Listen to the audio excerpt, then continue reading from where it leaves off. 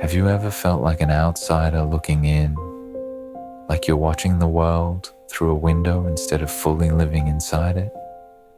Or maybe you've had moments where you can almost predict what someone will say before they even open their mouth, as if you can read between the lines of human behavior. If that feels familiar, you might not just be different, you might be an INFJ, known as the advocate or the mystic. INFJs are considered the rarest personality type, making up less than 2% of the population. But being rare doesn't just mean being special, it often means being misunderstood. So today, we're going deeper, not just into what an INFJ is, but what it feels like to be one. Let's start with the basics. INFJ stands for introverted, intuitive, feeling, and judging. Introverted doesn't mean you hate people. It means your energy comes from within.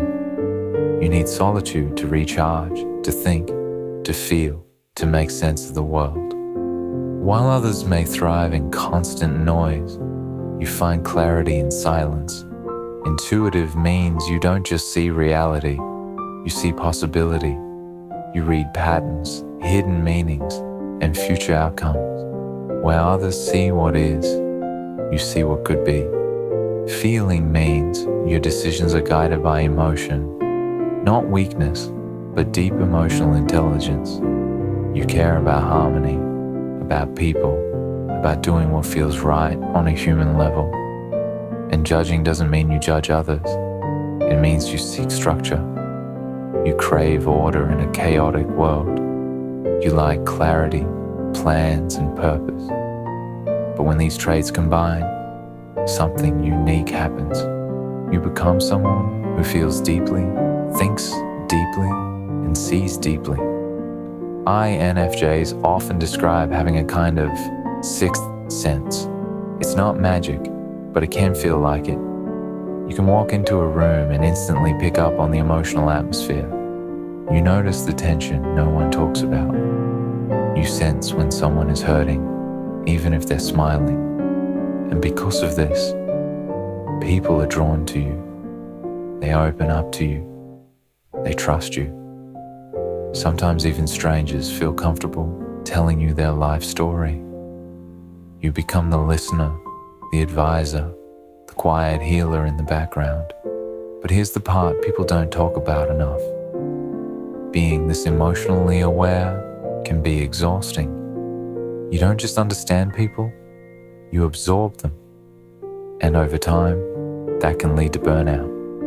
INFJs often give and give and give until there's nothing left.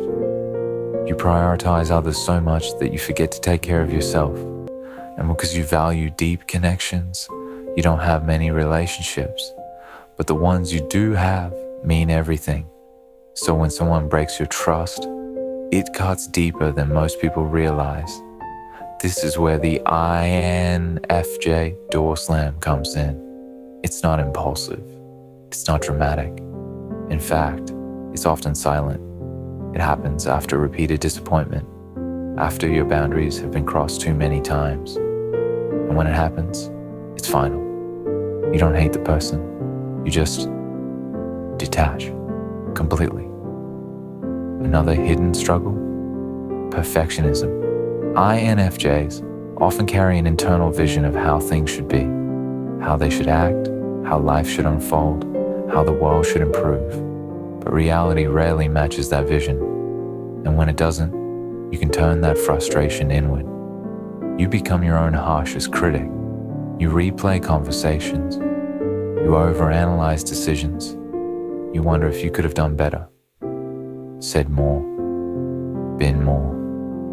But here's something important you need to hear. You are not too much. You are not too sensitive, and you are not broken. Your depth is your power. Your empathy is your strength. Your vision is your gift. The world needs people who care deeply, people who see beyond the surface, people who believe things can be better and are willing to quietly work toward that change. But in order to do that, you have to protect your energy. You have to set boundaries without guilt. You have to accept that not everyone will understand you, and that's okay, because you were never meant to fit into every space. You were meant to create your own. So if this resonates with you, if you've spent your life feeling different, misunderstood, or quietly powerful, maybe you're not alone after all. Maybe you're just an INFJ, and maybe that's exactly who you were meant to be. If this felt like your story, take a moment to reflect on it. And remember, your rarity is not a weakness, it's a responsibility and a gift. Protect your peace, embrace your mystery, and keep shining in your own quiet way.